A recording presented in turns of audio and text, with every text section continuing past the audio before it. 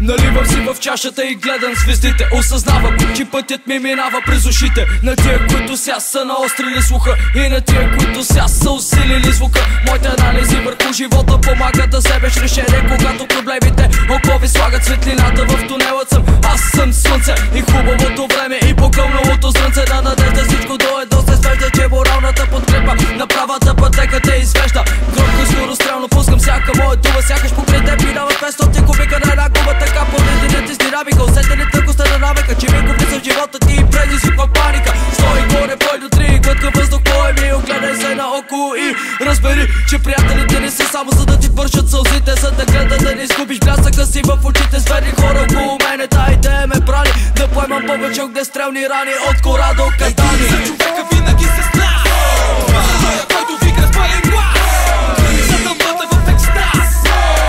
За това хикс ти не казват клас. За човека винаги се знае, той, който вика с пълен глас, за тълпата в екстаз. За това СП не казват клас.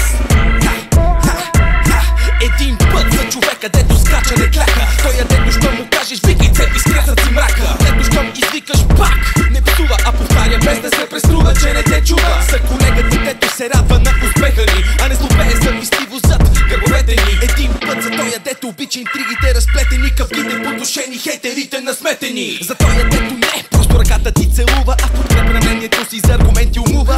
Тоя, дето в очите грешките ти отчита, но зачита направеното в гръб не рита. За моите по меридианите и паралелите, един път за път на мерилите и успехите.